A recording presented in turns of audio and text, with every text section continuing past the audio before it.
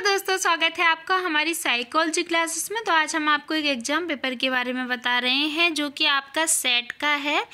ठीक है, आपका फर्स्ट पेपर है। देखो, जो एग्ज़ाम होते हैं जैसे नेट का होता है वैसे ही सेट का होता है। तो नेट का जो होता है वो नेशनल एलिजिबिलिटी टेस्ट होता है और जो सेट होता है वो स्टेट एलिजिबिलिटी टेस्ट होता है। लेकिन इस स्टेट का क्या होता है कि सेट का जो एग्ज़ाम होता है वो हर स्टेट में अलग अलग होता है। ठीक है, आपका जिस स्टेट का सेट का एग्ज़ाम क्वालिफाई होगा आप उसी स्टेट में असिस्टेंट प्रोफेसर के लिए एग्ज़ाम दे सकते हैं। ओके, अगर आपका नेट का एग्ज़ाम क्वालिफाई है तो आप किसी भी स्टेट में असिस्टेंट प्रोफेसर के लिए एग्जाम दे सकते हैं। ओके, तो यहाँ पे आपका ये सेट का एग्जाम पेपर है। इसके दो पेपर होते हैं। जो फर्स्ट पेपर होता है वो सभी लोगों का सेम रहता है। ठीक है, और जो सेकंड पेपर होता है वो आपका मास्टर डिग्री के अकॉर्डिंग आपके सब्जेक्ट का होता है। ठीक है, जैसे कि अगर इसमें जो दूसरा पेपर है, जैसे अगर किसी का मास्टर डिग्री हिस्ट्री से है तो उसका सेकंड जो पेपर होगा वो हिस्ट्री का होगा। अगर किसी का साइकोलॉजी का है तो साइकोलॉजी का होगा। अगर किसी का ज्योग्राफी का है तो उसका ज्योग्राफी का होगा सेकंड पेपर। ठीक है, लेकिन फर्स्ट पेपर सभी के सेम रहेंगे। तो ये यहाँ पे फर्स्ट पेपर है जिसका नाम है general paper on teaching and research aptitude. ठीक है, यहाँ पे आप देख सकते हैं हिंदी में लिखा हुआ है सामान्य प्रश्न पत्र शिक्षण एवं शोध अभिवृत्ति। ठीक है, इसके बाद आप देख सकते हैं, देखो इस यहाँ पे अनुक्रमांक लिखा हुआ दिख रहा है। अनुक्रमांक के बाद अनुक्रमांक में यहाँ पे देखिए आप कॉलम बने हुए हैं, आप देख सकते हैं 1 2 3 4 5 6। ठीक है, 6 कॉलम है तो इनमें आपको अपना रोल नंबर फिल करना होता है। ठीक है, इसके बाद आप देखिए यहाँ पे लिखा हुआ है परीक्षार्थी अपना अनुक्रमांक दिए गए खानों में लिखें। ठीक है, तो जो कि मैंने आपको बता ही दिया है। अब यहाँ पे देखिए मुद्रित पृष्ठों की संख्या, तो यहाँ पे ये देखो नंबर ऑफ प्रिंटेड पेज आपके जो है वो 15 है। ओके, 15 है। और आपका जो समय है, टाइम है, आपको इस एग्जाम के लिए कितना दिया जाता है 1 आवर का। ठीक है, 1 घंटा दिया जाता है। अब यहाँ पे देख सकते हैं आप कुल प्रश्नों की संख्या, तो कुल प्रश्नों की संख्या आपकी है 50। ठीक है, और आपका एक प्रश्न जो है वो 2 अंक का होता है। ठीक है, तो जब 2 अंक का एक प्रश्न है तो 50 प्रश्न आपके 100 अंक के हो जाएंगे। ठीक, तो इसलिए टोटल मार्क्स इसके कितने हैं 100। अब आप देख सकते हैं यहाँ पे परीक्षार्थी के लिए निर्देश दिए गए हैं। ठीक है, तो निर्देश पढ़ते हैं। आइए देखिए, यह प्रश्न पुस्तिका 2 भाषाओं हिंदी व अंग्रेजी में छपी है। परीक्षार्थी अपनी सुविधा अनुसार कोई भी एक भाषा चुन सकते हैं। ठीक, दूसरा निर्देश है राज्य पात्रता परीक्षा में 2 प्रश्न पत्र हैं। प्रथम प्रश्न पत्र अनिवार्य प्रश्न पत्र सामान्य प्रश्न पत्र शिक्षण एवं शोध अभिवृत्ति का है। द्वितीय प्रश्न पत्र परीक्षार्थी द्वारा चयनित विषय का है। दोनों प्रश्न पत्रों के लिए एक ही संयुक्त OMR सीट है। 12 बजे से 1 बजे का परीक्षा समय अनिवार्य प्रश्न पत्र का है। परीक्षार्थी OMR सीट के प्रथम प्रश्न पत्र के भाग में प्रथम प्रश्न पत्र के उत्तरों को अंकित करें जिसकी प्रश्न संख्या 1 से 50 है। परीक्षार्थी को 1 बजे द्वितीय प्रश्न पत्र ऐच्छिक विषय का दिया जाएगा जिसे अभ्यर्थी को 1-5 पर खोलना है, जिसके प्रश्नों का क्रम 51 से 150 है। संयुक्त OMR में अभ्यर्थी प्रथम प्रश्न पत्र के उत्तर 1 से 50 के क्रम में व द्वितीय प्रश्न पत्र के उत्तर क्रम 51 से 150 अंकित करें। गलत क्रम में उत्तर अंकित करने के लिए अभ्यर्थी स्वयं जिम्मेदार रहेगा। ठीक है, तो यहाँ पे देखो इसका मतलब ये है कि यहाँ पे जो ये वाला जो एग्जाम पेपर था सेट का, ये इसकी जो टाइमिंग थी वो 12 बजे से 1 बजे तक था। ठीक है, 12 बजे से 1 बजे तक। इसलिए इसके बाद जो फर्स्ट पेपर ये लोग जब करवा देते हैं तो आपका फर्स्ट पेपर जमा हो जाता है। ठीक है, तब वो आपको सेकंड पेपर देते हैं। जो सेकंड पेपर 1 बजे देना था उनको, उसमें सेकंड पेपर जब 1 बजे दिया तो उसको 1:05 पे खोलना था। ठीक, इसलिए यहाँ पे ऐसा लिखा हुआ है। और जो टोटल आपके 150 क्वेश्चन होते हैं फर्स्ट और सेकंड पेपर के।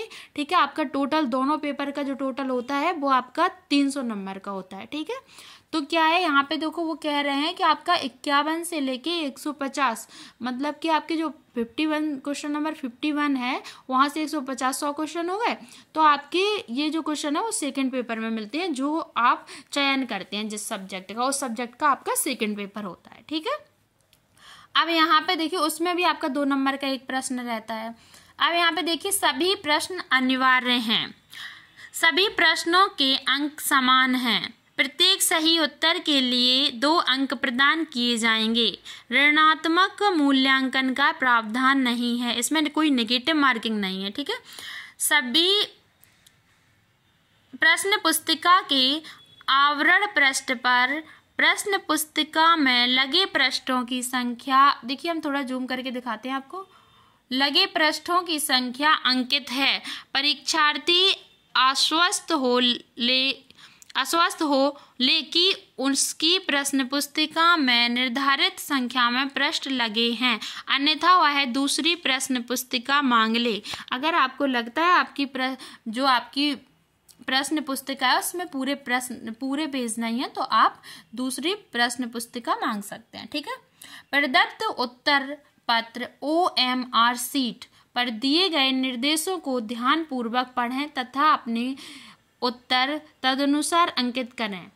क्या है, जो OMR शीट मिलती है वो आपको एक ही दी जाती है, उसमें आपके टोटल 150 क्वेश्चन के लिए आपको फिल करना होती है। ठीक है, तो उसमें प्रश्न पत्र के लिए आपको साइड में अलग रहता है उसके वो, और जो आपका सेकंड पेपर होता है उसके लिए अलग रहते हैं, और वो तो सीधा आपका एक क्वेश्चन नंबर 1 से लेके क्वेश्चन नंबर 150 तक 150 नंबर तक दिए रहते हैं। ठीक है, अब देखिए आपका अगला निर्देश क्या था, परीक्षार्थी सभी रफ कार्य प्रश्न पुस्तिका के निर्धारित स्थान पर ही करें। इसमें रफ कार्य का भी पेज होता है। ठीक है, इस जो एग्जाम पेपर होता है इसमें अन्यत्र कहीं नहीं तथा उत्तर पत्र OMR शीट पर भी नहीं। यदि किसी प्रश्न में किसी प्रकार की कोई मुद्रण या तथ्यात्मक प्रकार की त्रुटि हो तो प्रश्न के हिंदी तथा अंग्रेजी रूपांतरों में से हिंदी रूपांतर को मानक माना जाएगा। ठीक है, अगर कोई गलती है कुछ है तो उसके प्रश्न की हिंदी तथा अंग्रेजी रूपांतरों में से हिंदी को मानक माना जाएगा। ठीक है, किसी प्रकार का कैलकुलेटर, लॉग टेबल आदि का प्रयोग वर्जित है। किसी भी प्रकार का आप कैलकुलेटर, लॉग टेबल का कोई यूज नहीं कर सकते हैं। इसका है 3:05 बजे। ठीक है, तो 3:05 पर बजे परीक्षा समाप्त होने के समय OMR शीट वीक्षक को सौंपने के पश्चात ही अभ्यर्थी कक्ष छोड़ेंगे। ठीक है, तो आपको 3 घंटे का समय मिलता है, टोटल 12 बजे से 3 बजे तक का, जिसमें आपका जो पहला पेपर होता है वो 12 बजे से 1 बजे तक का होता है, और आपका जो दूसरा पेपर होता है वो आपका 1 बजे से 3 बजे तक होता है। ठीक है, हमेशा नहीं होता है, ये जो पेपर है उसका टाइमिंग बता रहे हैं कि ये इस टाइमिंग पे हुआ था। अब आपका जो भी टाइमिंग रहता है उस हिसाब से आपको जब भी जो एग्जाम आपका सेट का हो, आप जिस भी स्टेट से हैं उस स्टेट में, तो वो उस हिसाब से उसकी टाइमिंग दी जाएगी। ठीक है, अब यहाँ पे देखो, यहाँ पे इंग्लिश में दिए गए हैं इंस्ट्रक्शंस, आप देख सकते हैं। तो यहाँ पे आप देख सकते हैं हिंदी में मैंने आपको पूरे रीड करके बता दिए हैं। इसके बाद आते हैं नेक्स्ट पेज पे। ठीक है, तो नेक्स्ट पेज पे आपका क्वेश्चन आ गया है। नेक्स्ट पेज पे आप क्वेश्चन देख सकते हैं।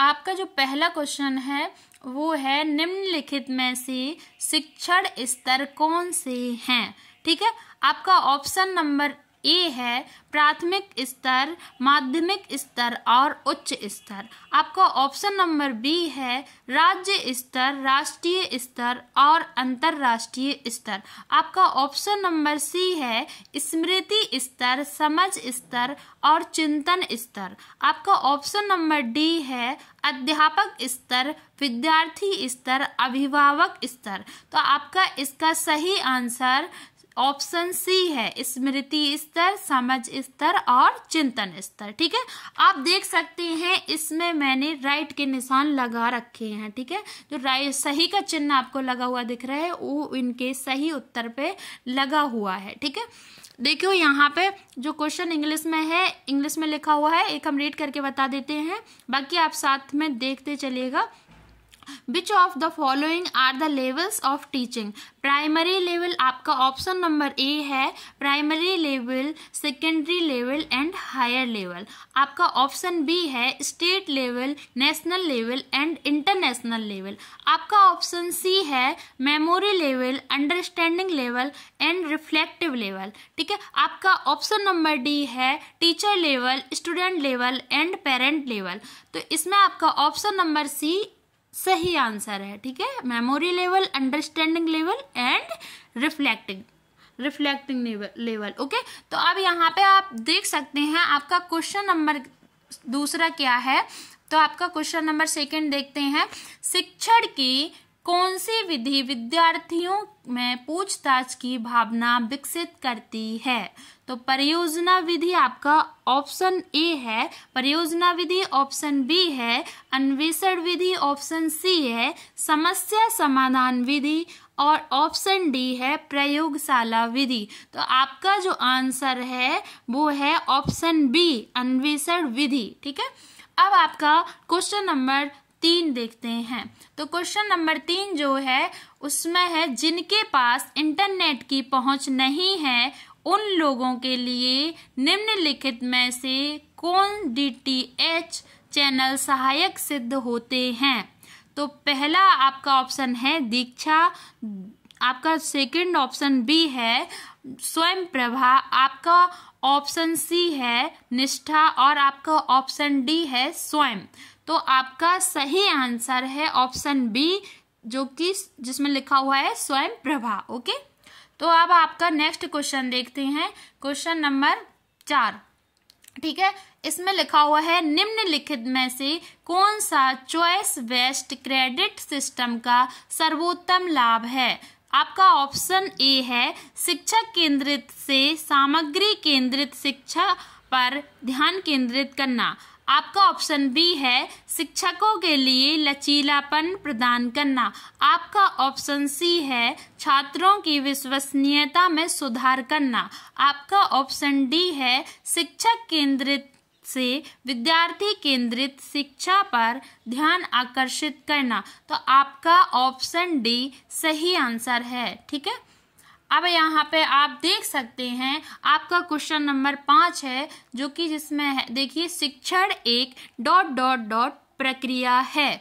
तो यहाँ पे आपको जो रिक्त स्थान है वो फिल करना है, उसमें कौन सा सही है आप देखिए। आपका ऑप्शन ए है त्रिध्रुवीय, आपका ऑप्शन बी है द्विध्रुवीय और आपका ऑप्शन सी है एक ध्रुवीय और आपका ऑप्शन डी है बहुध्रुवीय। ठीक है, तो आपका यहाँ पे सही आंसर है ऑप्शन ए त्रिध्रुवीय। ओके, अब आपका यहाँ पे जो नेक्स्ट क्वेश्चन है वो आता है क्वेश्चन नंबर 6। तो क्वेश्चन नंबर 6 में है औपचारिक शिक्षा के बारे में जनजातीय लोगों की धारणा शीर्षक का अध्ययन किस प्रकार के शोध के अंतर्गत आता है।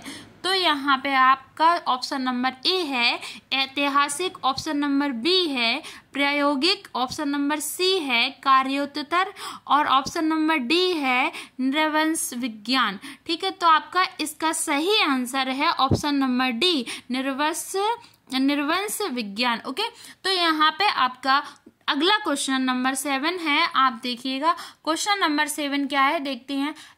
SPSS से क्या आशय है। ठीक है, ऑप्शन नंबर ए है सामाजिक अध्ययन के लिए सांख्यिकीय पैकेज, ऑप्शन नंबर बी है न्यायदर्श अध्ययन के लिए सांख्यिकीय पैकेज, ऑप्शन नंबर सी है सामाजिक विज्ञानों के लिए सांख्यिकीय पैकेज, ऑप्शन नंबर डी है सामाजिक सेवा के लिए सांख्यिकीय पैकेज। तो आपका जो सही आंसर है वो है ऑप्शन नंबर सी सामाजिक विज्ञानों के लिए सांख्यिकीय पैकेज। ओके, अब आपका आता है क्वेश्चन नंबर 8। ठीक है, तो 8 को देखते हैं। क्वेश्चन नंबर 8 है निम्नलिखित में से शोध प्रक्रिया का पहला चरण कौन सा है। तो ऑप्शन नंबर ए है सूचना के स्रोतों की खोज, ऑप्शन नंबर बी है संबंधित साहित्य का सर्वेक्षण। ऑप्शन नंबर सी है अनुसंधान के व्यापक क्षेत्र की पहचान। ऑप्शन नंबर डी है समस्या के समाधान की खोज। तो इसका सही आंसर है ऑप्शन नंबर सी, अनुसंधान के व्यापक क्षेत्र की पहचान। ठीक है, अब आपका आता है, यहाँ पे आप देख सकते हैं, अब आपका आता है क्वेश्चन नंबर 9। ठीक है, क्वेश्चन नंबर 9 में आप देखिएगा, निम्नलिखित में से कौन सा गैर पैरामीट्रिक परीक्षण है। तो आपका ऑप्शन नंबर ए है सह प्रसरण का विश्लेषण, आपका ऑप्शन नंबर बी है माध्यिका परीक्षण, आपका ऑप्शन नंबर सी है प्रसरण का विश्लेषण और आपका ऑप्शन नंबर डी है जटिल अनुपात। तो आपका जो सही आंसर है वो ऑप्शन नंबर बी है माध्यिका परीक्षण। ठीक है, अब आप देखते हैं क्वेश्चन नंबर 10। क्वेश्चन नंबर 10 में देखिएगा, निम्नलिखित में से कौन सा अनुक्रम शोध करने में सबसे तार्किक क्रम का प्रतिनिधित्व करता है। निम्नलिखित में से कौन सा अनुक्रम शोध करने में सबसे तार्किक क्रम का प्रतिनिधित्व करता है। अब आप ऑप्शन देखिएगा, ऑप्शन आपका ए है अनुसंधान समस्या की पहचान करना और उसे परिभाषित करना, परिकल्पना निर्मित करना, परिकल्पना का परीक्षण करना और परिणामों का प्रतिवेदन देना। ठीक है, ये आपका ऑप्शन नंबर ए था। ऑप्शन नंबर बी है अनुसंधान की समस्या की पहचान करना, जनसंख्या और न्याय दर्श को परिभाषित करना, प्रदत्तों को एकत्रित करना और प्रदत्तों का विश्लेषण करना। अब आपका ऑप्शन नंबर सी है अनुसंधान का सर्वे करना, अनुसंधान समस्या को परिभाषित करना, प्रदत्तों का संकलन करना और परिणामों को प्रस्तुत करना।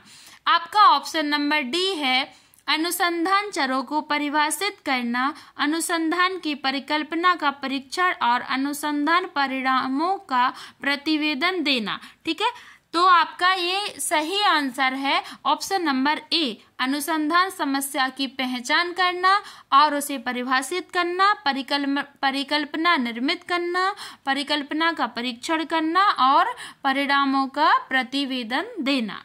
ठीक है, तो अब आपका क्वेश्चन नंबर जो नेक्स्ट है, देखिए अब आपको यहाँ पे एक पैराग्राफ दिया गया है, पढ़ते हैं पैराग्राफ क्या है। निम्नलिखित पैराग्राफ को ध्यान पूर्वक पढ़िए तथा प्रश्न संख्या 11 से 15 के उत्तर दीजिए। तो यहाँ पे इस पैराग्राफ से आपको प्रश्न संख्या 11 से 15 तक प्रश्न दिए गए हैं। इस पैराग्राफ को आप ध्यान से सुनिएगा और ध्यान से रीड करिएगा, जो भी स्टूडेंट इसे देख रहे हैं। अब यहाँ पे देखिएगा, 1863 में 1863 में कवि रविंद्रनाथ टैगोर के पिता महर्षि देवेंद्रनाथ द्वारा गठित शांति निकेतन आश्रम से विश्व भारती का विकास हुआ। ठीक है, आश्रम का तात्पर्य रिट्रीट होना था, जहां सत्य के बाद साधक आकर शांति और एकांत में ध्यान लगा सकते थे। 1901 में 1901 में शांति निकेतन में रविंद्रनाथ टैगोर द्वारा एक ऐसी शिक्षा प्रदान करने के उद्देश्य से एक प्रायोगिक स्कूल प्रारंभ किया गया था जो प्रकृति से विमुख नहीं होगा, जहां विद्यार्थी स्वयं को एक बड़े समुदाय का सदस्य महसूस कर सकें और जहां से स्वतंत्रता, आपसी विश्वास और आनंद के वातावरण में सीख सकें और विकसित हो सकें। 1921 से 1921 से शांति निकेतन विश्व भारती, जो कि एक अंतर्राष्ट्रीय विश्वविद्यालय है, के रूप में एक आधार विकसित करने का प्रयास कर रहा है, जहां पर भारत और पाश्चात्य देशों, पूर्व और पश्चिम की संस्कृतियां एक स्थान पर मिल सकती हैं। तो अब आप देख सकते हैं जो ये पैराग्राफ था, इस पैराग्राफ से क्वेश्चन नंबर 11 से 15 तक पूछे गए हैं। आप देख सकते हैं यहाँ पे नेक्स्ट में 11 नंबर पे क्या क्वेश्चन पूछा गया है। देखो 11 नंबर में पूछा गया है विश्व भारती क्या है, विश्व भारती है। तो यहाँ पे आप पैराग्राफ में देख सकते हैं विश्व भारती है। देखो यहाँ पे आपको लिखा हुआ दिख रहा होगा, आप देख सकते हैं विश्व भारती है। देखो 1921 से शांति निकेतन विश्व भारती है, ठीक है, तो जो कि एक अंतरराष्ट्रीय विश्वविद्यालय है। तो आप यहाँ पे देखो, आप देखो एक अंतरराष्ट्रीय विश्वविद्यालय, ठीक है, यहाँ पे जो राइट का निशान लगा हुआ है, इस तरीके से आपको आंसर देखना होते हैं पैराग्राफ से। तो आपका यहाँ पे ऑप्शन नंबर ए है एक अंतरराष्ट्रीय विश्वविद्यालय, और आपका ऑप्शन नंबर बी है एक राष्ट्रीय विश्वविद्यालय, और आपका ऑप्शन नंबर सी है एक डीम्ड विश्वविद्यालय, और आपका ऑप्शन नंबर डी है एक निजी विश्वविद्यालय। तो आपका सही आंसर है ऑप्शन ए। तो ऑप्शन ए है आपका सही आंसर, एक अंतरराष्ट्रीय विश्वविद्यालय, ठीक है। अब आपका क्वेश्चन नंबर 12 आता है। क्वेश्चन नंबर 12 देखिए, प्रकृति से विमुख से आप क्या समझते हैं। ऑप्शन नंबर ए है प्रकृति से जुड़ा हुआ, और बी है ऑप्शन नंबर बी है प्रकृति से अलग, ऑप्शन नंबर सी है प्रकृति के प्रति सम्मान, और ऑप्शन नंबर डी है प्रकृति को स्वीकारना, ठीक है। अब आपका आता है क्वेश्चन नंबर 13, क्वेश्चन नंबर 13। तो आप देखिए, शांति निकेतन आश्रम किसके द्वारा स्थापित किया गया था, ठीक है। तो यहाँ पे ऑप्शन देख सकते हैं आप। ऑप्शन नंबर ए है महर्षि हेमेंद्रनाथ, ऑप्शन नंबर बी है सविंद्रनाथ टैगोर, ऑप्शन नंबर सी है महर्षि देवेंद्रनाथ, और ऑप्शन नंबर डी है रविंद्रनाथ टैगोर। तो आपका इसका सही आंसर है ऑप्शन नंबर सी महर्षि देवेंद्रनाथ, ठीक है। अब आप देख सकते हैं नेक्स्ट क्वेश्चन, जो कि है आश्रम का उद्देश्य क्या था। शांति, आपका ऑप्शन नंबर ए है शांति और भ्रम में मध्यस्थता करना, ऑप्शन नंबर बी है शांति और भ्रम में ध्यान लगाना, ऑप्शन नंबर सी है शांति और एकांत में मध्यस्थता करना, ऑप्शन नंबर डी है शांति और एकांत में ध्यान करना, ठीक है। तो आपके ये 4 ऑप्शन हैं, और इसमें से आपका जो सही आंसर है वो ऑप्शन नंबर डी है, शांति और एकांत में ध्यान करना, ठीक है। अब आपका क्वेश्चन नंबर 15 आता है। क्वेश्चन नंबर 15 क्या है, प्रयोगात्मक विद्यालय किस उद्देश्य से प्रारंभ किया गया था। तो आपका ऑप्शन नंबर ए है ऐसी शिक्षा देना जो भविष्य से अलग ना हो, ऑप्शन नंबर बी है ऐसी शिक्षा देना जो प्रकृति से अलग ना हो, ऑप्शन नंबर सी है ऐसी शिक्षा देना जो प्राणियों से अलग ना हो, और आपका ऑप्शन नंबर डी है उपर्युक्त में से कोई नहीं। तो इसका जो सही आंसर है वो है उपर्युक्त में से कोई नहीं, इनमें से ये नहीं दिया गया है, ठीक है, इसका आंसर, इसलिए आपको डी पे टिक करना था, ठीक है। अब आप देख सकते हैं आपका जो क्वेश्चन नंबर 16 है वो क्या है, निम्नलिखित में से किसे अधोमुखी संचार की विकृति माना जाता है। आपका ऑप्शन नंबर ए है लिखित प्रसार विधियों पर निर्भरता, आपका ऑप्शन नंबर बी है संदेश अधिवार, आपका ऑप्शन नंबर सी है छानना, आपका ऑप्शन नंबर डी है उपर्युक्त सभी, ठीक है। तो इसमें अधोमुखी संचार की विकृति माना जाता है उपर्युक्त सभी को, ठीक है। यहाँ पे आपका सही आंसर आपको टिक करना है ऑप्शन डी, ठीक है। अब आप आते हैं नेक्स्ट क्वेश्चन पे। नेक्स्ट क्वेश्चन देखिए, आपका 17 नंबर का है, भेल भोपाल में एक विशेष तंत्र विकसित किया गया है। भेल भोपाल में एक विशेष तंत्र विकसित किया गया है जिसका संक्षिप्त नाम MECOM है, इसका अभिप्राय है। तो मध्य कर्मचारी संचार आपका ऑप्शन ए है, ऑप्शन बी है पारस्परिक आर्थिक संचार, आपका ऑप्शन सी है प्रबंधन और कर्मचारी संचार, आपका ऑप्शन नंबर डी है प्रबंधन और बाहरी संचार, ठीक है। अब आप आते हैं नेक्स्ट क्वेश्चन पे। तो नेक्स्ट क्वेश्चन आपका क्या है, नेक्स्ट क्वेश्चन देखिए आपका 18 नंबर का है, और यहाँ पे देखो आपका जो सही आंसर था प्रबंधन और कर्मचारी संचार, ठीक है, 17 नंबर का। अब 18 नंबर का क्वेश्चन देखते हैं, संचार नेटवर्क में सकर्ल नेटवर्क अनुमति देता है, ठीक है। तो इसका जो पहला आपका देखिए पहला ऑप्शन है ए, ऑप्शन ए है प्रत्येक सदस्य की समूहों में प्रत्येक अन्य सदस्य तक आसान पहुंच होती है। ठीक है, आपका ऑप्शन नंबर बी है, प्रत्येक सदस्य को अपने बाएं या दाएं बैठे व्यक्ति से बात करनी है और आगे नहीं। आपका ऑप्शन नंबर सी है, ऊपर या नीचे जाने के लिए संचार लेकिन बाद में नहीं। आपका ऑप्शन नंबर डी है, उपर्युक्त सभी। ठीक है, तो यहाँ पे आपका जो सही आंसर है वो है ऑप्शन नंबर बी।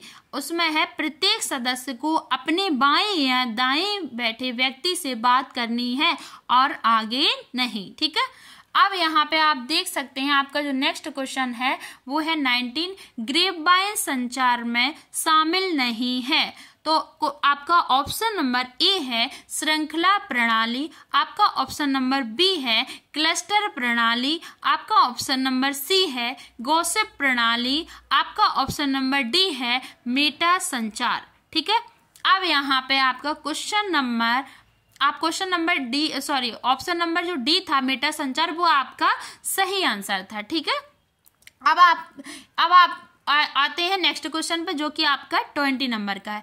तो किसी व्यक्ति के चेहरे के भावों और अन्य अवाचक व्यवहार की नकल करके किसी दूसरे व्यक्ति की भावनाओं को पकड़ने या साझा करने की स्वचालित प्रक्रिया को जाना जाता है। ठीक है, स्वचालित प्रक्रिया को जाना जाता है। तो इसमें आपका ऑप्शन नंबर ए है ग्रेपवाइन, आपका ऑप्शन नंबर बी है भावनात्मक संक्रमण, आपका ऑप्शन नंबर सी है अनुनयन, आपका ऑप्शन नंबर डी है सूचना अधिभार।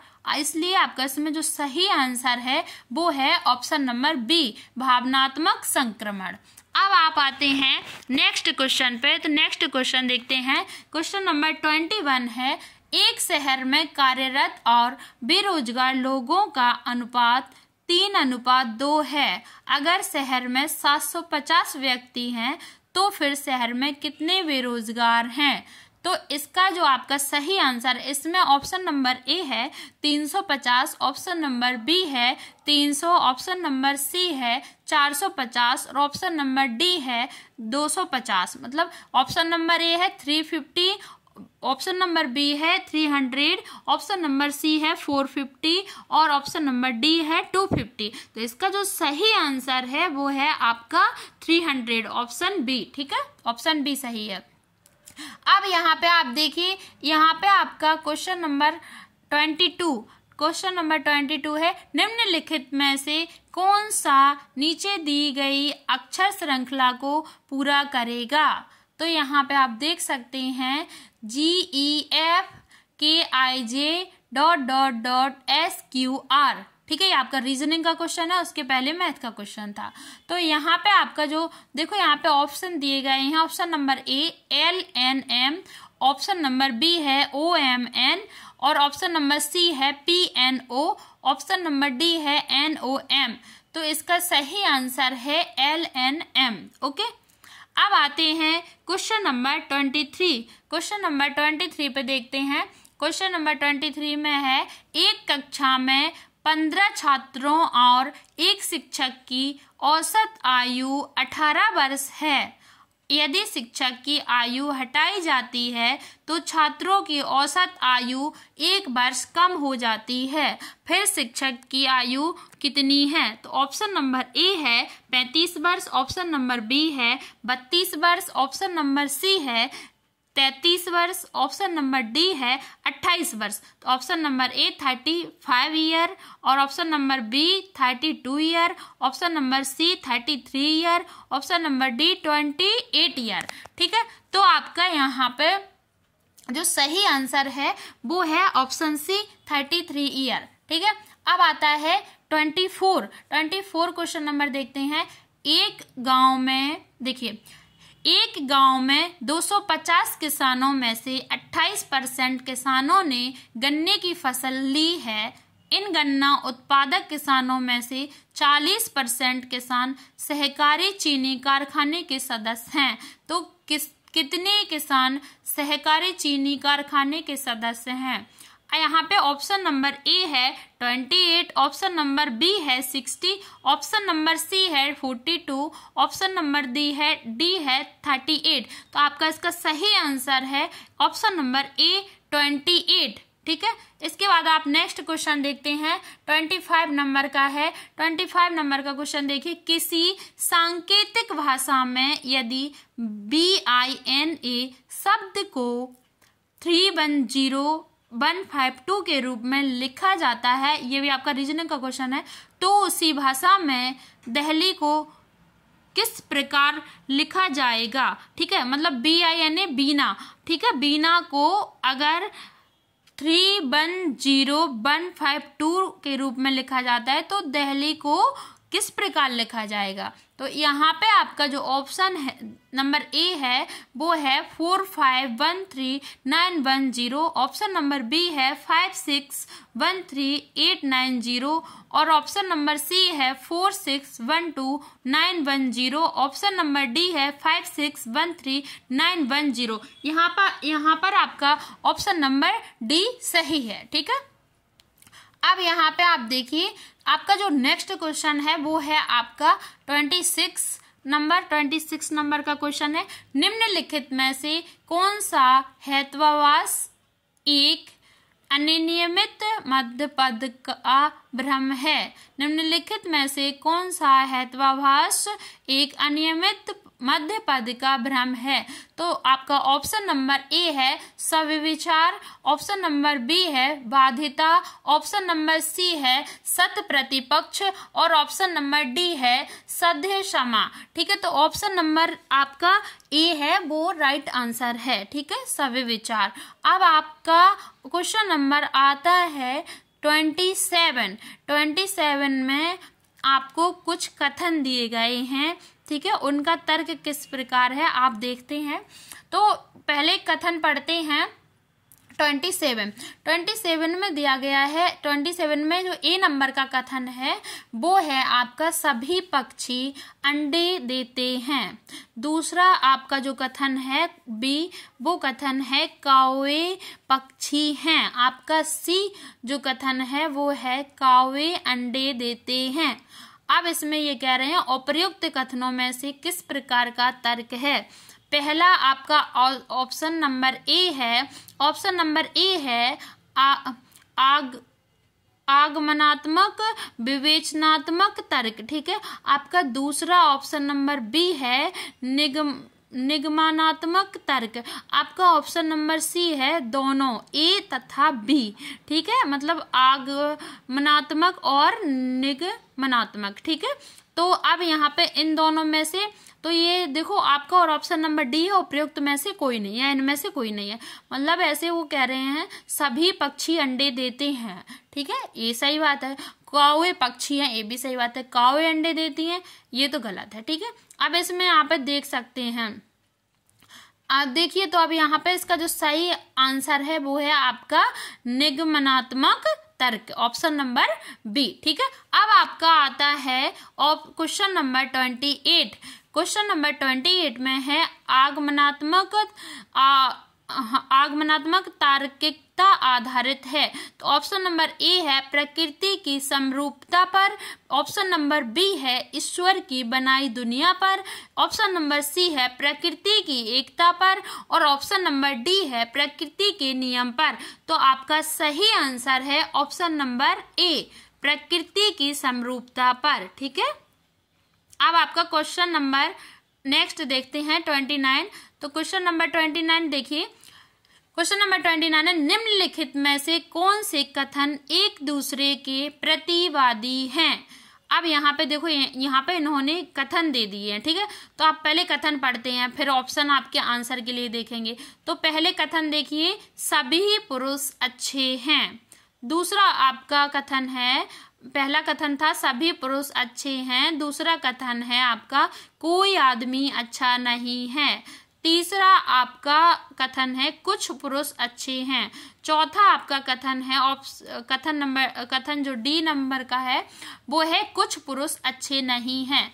तो अब इसमें ये कह रहे हैं कि प्रतिवादी है। ठीक है, अब यहाँ पे देखिए, यहाँ पे आज आपके आंसर के लिए इन्होंने ऑप्शन दिए हैं ए बी सी डी। तो पहला ऑप्शन देखिए, ऑप्शन नंबर ए है ए तथा बी, ऑप्शन नंबर बी है बी तथा सी, ऑप्शन नंबर सी है सी तथा डी, ऑप्शन नंबर डी है ए तथा डी। तो इसका सही आंसर है ऑप्शन नंबर ए तथा बी।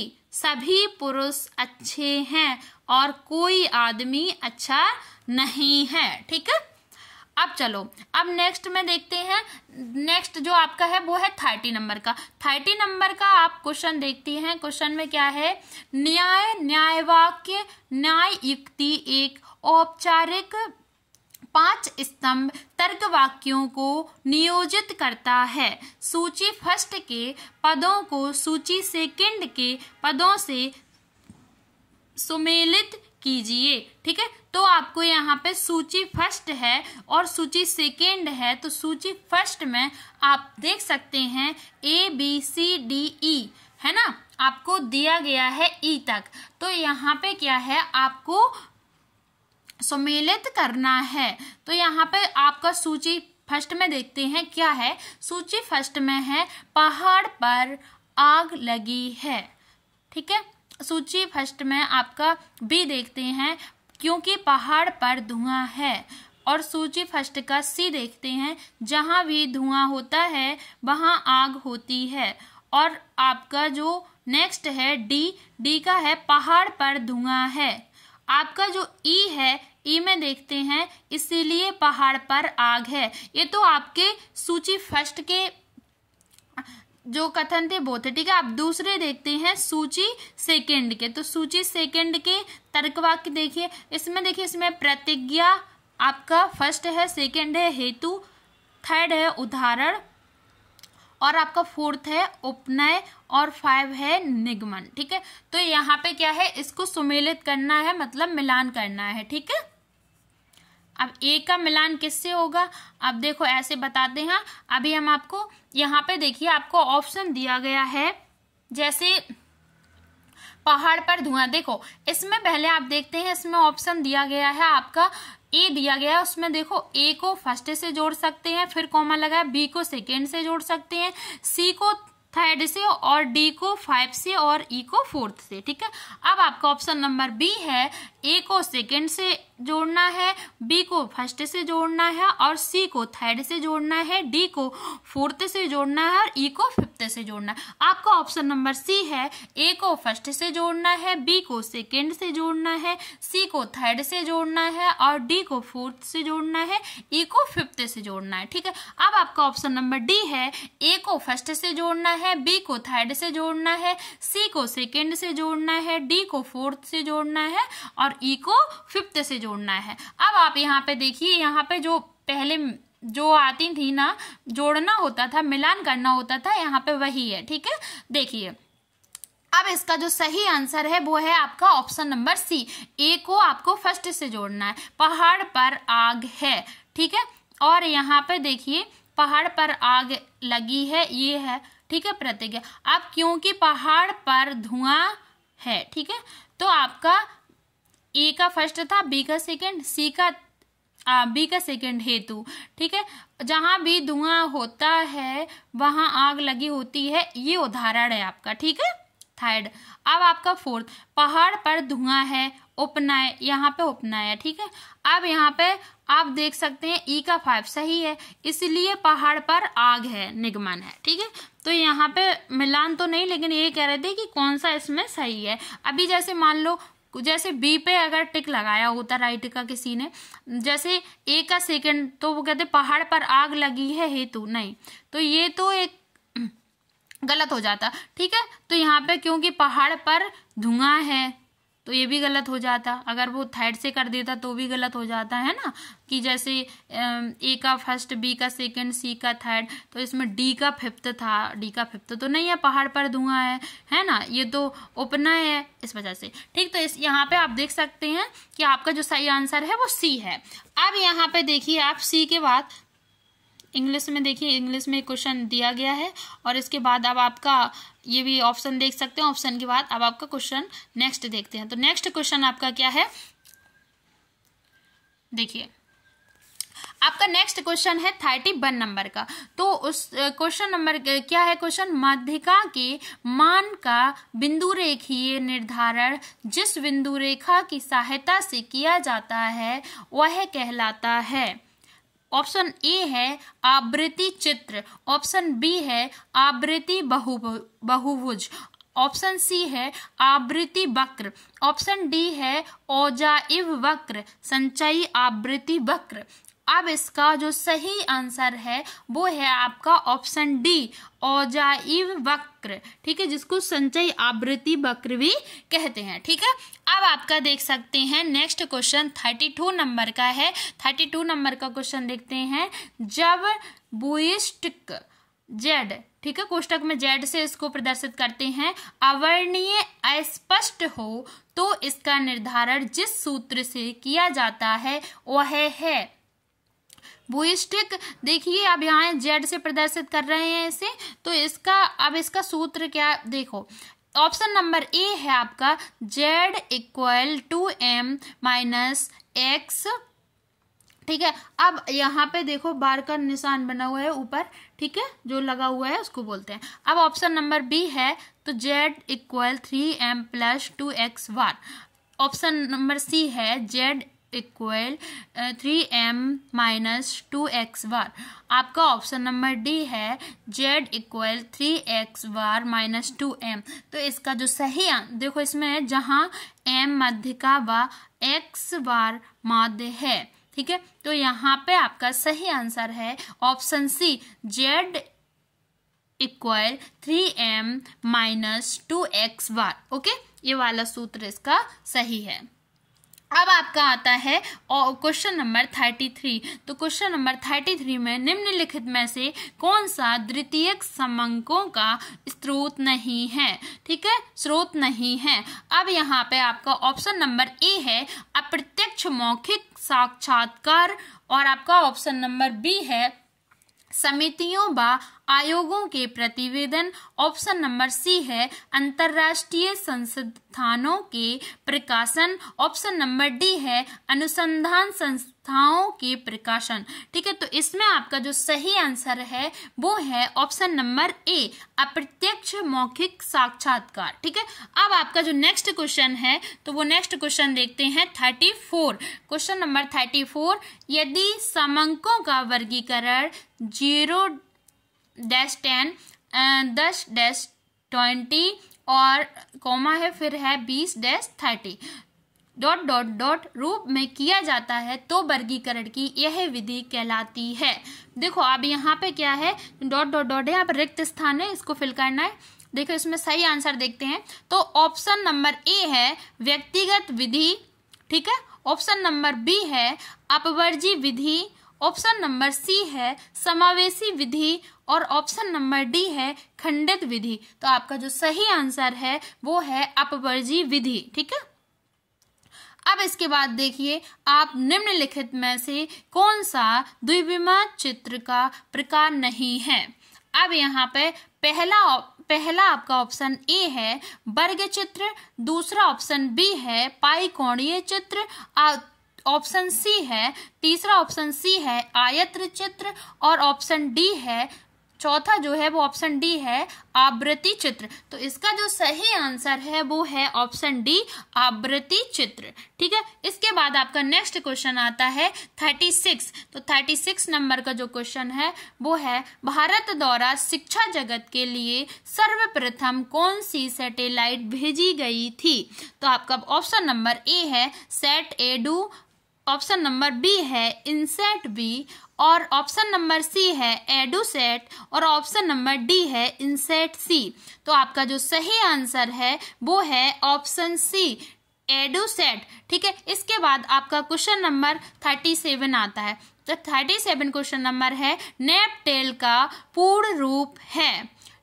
ऑप्शन नंबर ए है national programme on technology in build learning, आपका ऑप्शन नंबर बी है national programme on technology enhanced lessons. ठीक है, अब देखिए लेसन्स। ठीक, अब आपका आता है option C, national programme on technology embedded learning. आपका ऑप्शन नंबर डी है national programme of technology enhanced learning. तो इसका जो सही आंसर है वो है आपका option number C, national programme on technology embedded learning. ठीक है, अब आपका नेक्स्ट क्वेश्चन आता है 38। तो 38 नंबर का क्वेश्चन देखते हैं। कौन सा घटक आपके कंप्यूटर को स्थायी रूप से बड़ी मात्रा में डाटा बनाए रखने में सक्षम बनाता है?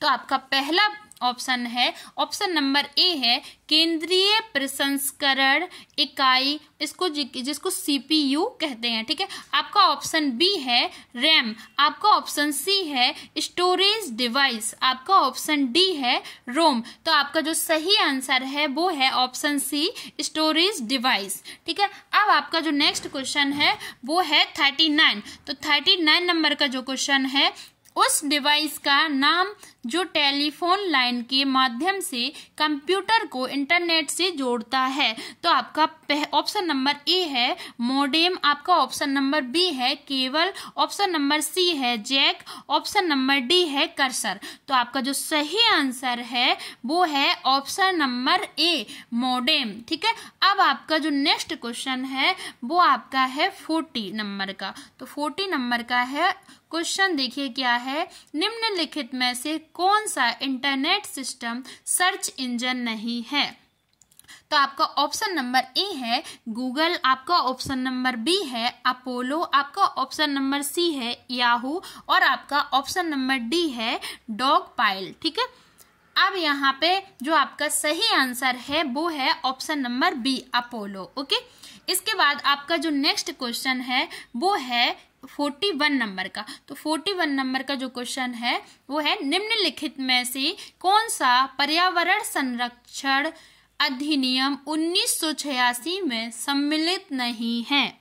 यहाँ पे आपका ऑप्शन नंबर ए है पारिस्थितिकी संवेदी क्षेत्र, ऑप्शन नंबर बी है आर्द्र भूमि, ऑप्शन नंबर सी है चिड़ियाघर एवं उद्यान, ऑप्शन नंबर डी है तटीय विनियमन क्षेत्र। तो आपका जो सही आंसर है वो है चिड़ियाघर एवं उद्यान। ठीक है, ऑप्शन नंबर सी आपका सही आंसर है। ठीक है, 1986 में सम्मिलित नहीं है। क्वेश्चन था निम्नलिखित में से कौन सा पर्यावरण संरक्षण अधिनियम 1986 में सम्मिलित नहीं है। ठीक है, अब आपका आता है क्वेश्चन नंबर 42। तो 42 क्वेश्चन नंबर क्या है देखते हैं, जैव विविधता। क्वेश्चन नंबर 41 था, 42। अब 42 में देखते हैं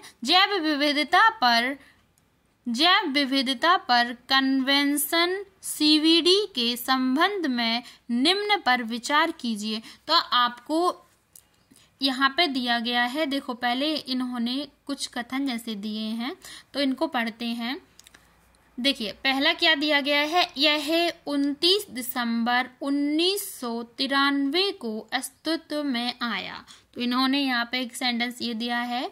देखिए दूसरा है भारत इसकी एक पार्टी है। तीसरा है भारत ने इस पर 1996 में हस्ताक्षर किए।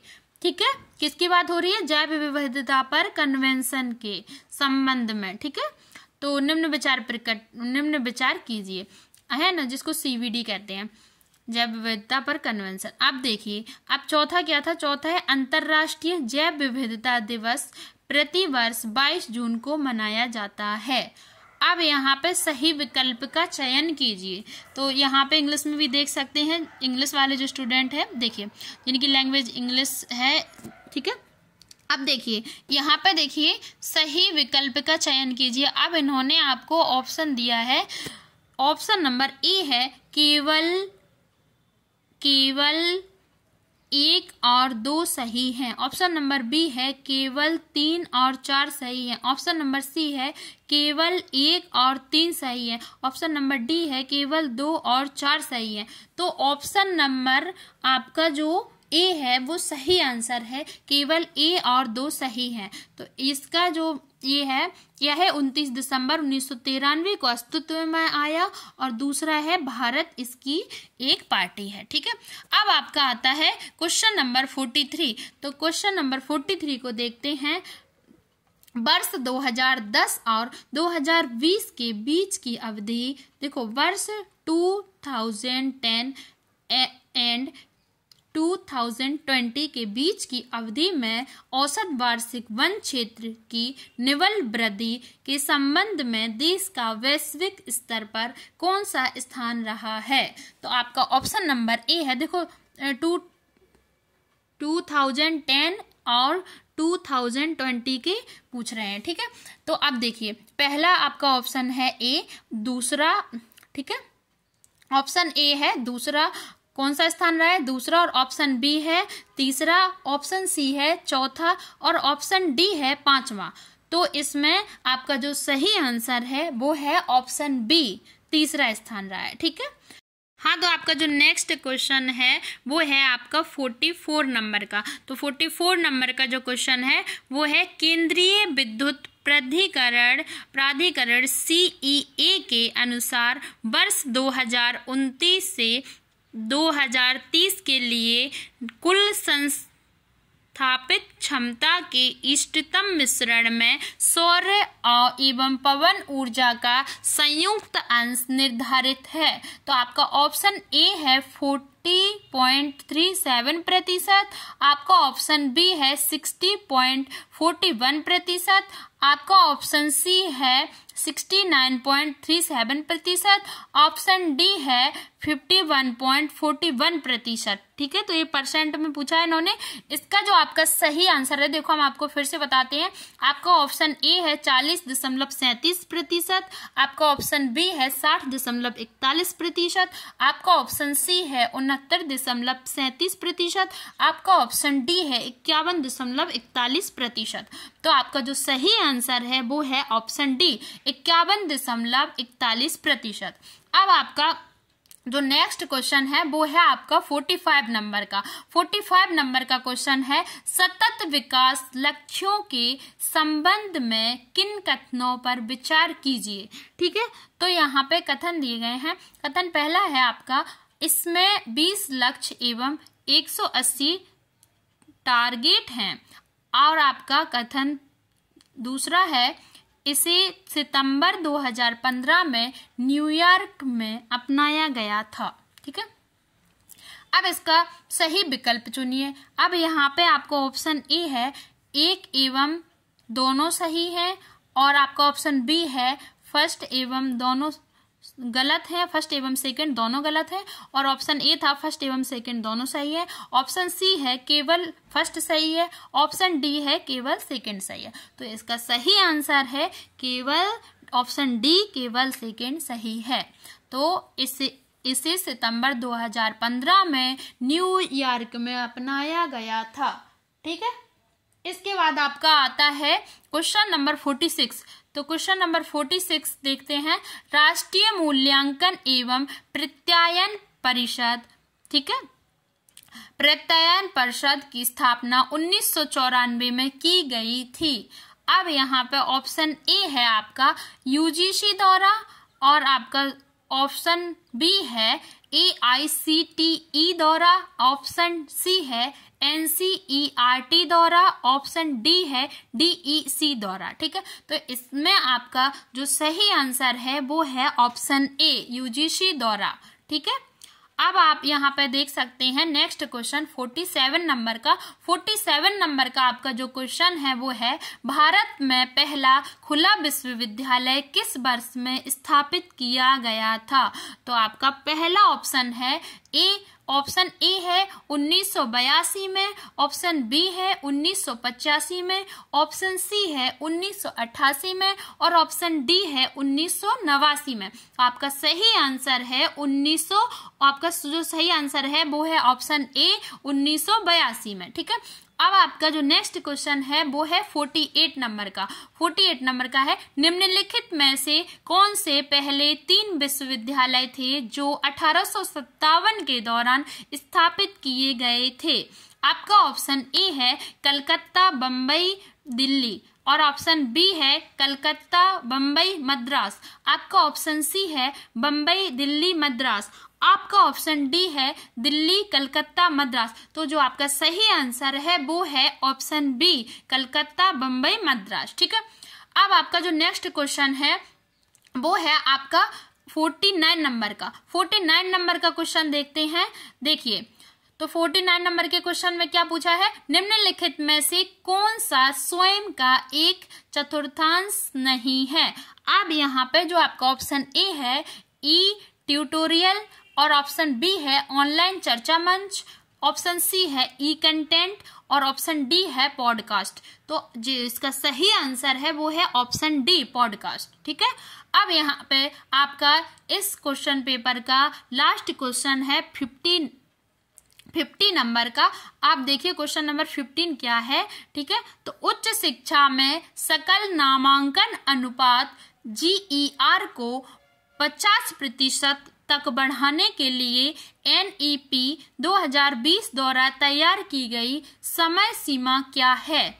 तो आपका ऑप्शन ए है 2025, आपका ऑप्शन बी है 2030, आपका ऑप्शन सी है 2035, आपका ऑप्शन डी है 2040। ठीक है। तो आपका इसका सही आंसर है वो है ऑप्शन सी, 2035। तो यहाँ पे मैंने आपको ये जो सेट का एग्जाम था, इस एग्जाम पेपर के सभी क्वेश्चन आपको रीड करके बताए हैं और इसके सही आंसर भी बताए हैं। ठीक है। तो आप सभी ने देख लिया होगा कि किस तरीके का क्वेश्चन पेपर आता है, कितना टाइम होता है, ये सारी चीज़ें हमने आपको स्टार्टिंग में बता दी हैं। ठीक है। यहाँ पे हमने आपको निर्देश भी पढ़कर बताए थे। आशा करते हैं आप सभी को अच्छा लगा होगा वीडियो, तो आप सभी को समझ में आया होगा। Thank you so much. तब तक के लिए वीडियो को लाइक करें, चैनल को सब्सक्राइब करें, वीडियो को शेयर करना बिल्कुल ना भूलें। मिलते हैं नेक्स्ट वीडियो में नेक्स्ट टॉपिक के साथ। Thank you so much.